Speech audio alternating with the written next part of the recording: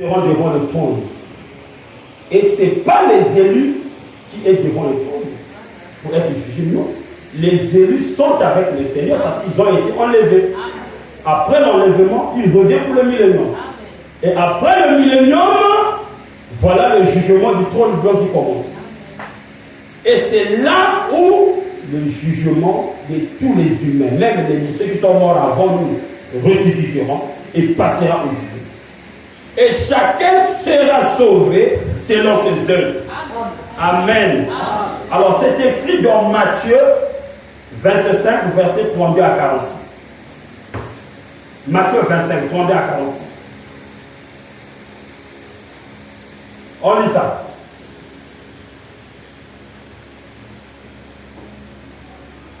Lorsque le Fils de l'homme viendra dans sa gloire, avec tous les langues, non, avec tous les anges, il s'assiera sur le trône de sa gloire. Toutes les nations seront assemblées devant lui. Amen. Il séparera les uns d'avec les autres, comme le berger sépare les brebis d'avec les boucs. Et je lui ferai Branham.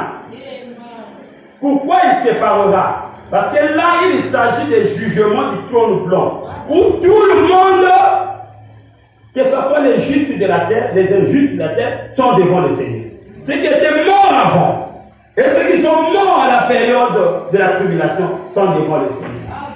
Et c'est à Dieu de juger. Amen.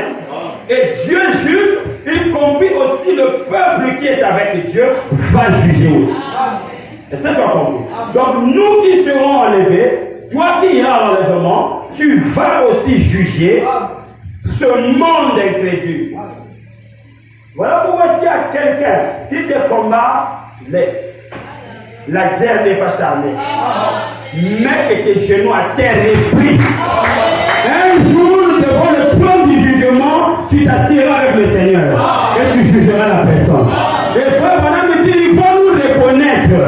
Les gens auront une mémoire comme ici. Ils vont reconnaître que toi c'est un tel, toi c'est un tel. Mais ils n'auront plus l'occasion de négocier parce que ça sera le jugement du trône blanc. Et le prophète dit que cette photo de la nuée, vous voyez même la forme de sa barbe, ça présente la perruque blanche qui est la divinité suprême, la perruque que les juges portent. Vous comprenez? Pourquoi les juges portent des perruques? C'est pour montrer la sagesse suprême. Donc, ce n'est pas de faux juges qui font de faux jugements. Je parle de ceux qui prêtent un vrai serment. Et même si tu es jeune, tu vas mettre une perruque blanche. C'est pour montrer que vous tous, vous avez des cheveux noirs. Moi, j'ai des cheveux blancs. Il y a une sagesse suprême. Donc, mon jugement est équitable. Vous comprenez cela?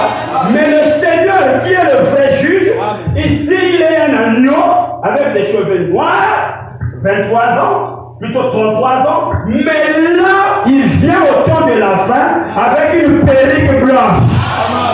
Les yeux rougis par la vengeance. Pourquoi venger? Parce que ses enfants étaient martyrisés sur la terre. Ses filles ont été martyrisées sur la terre.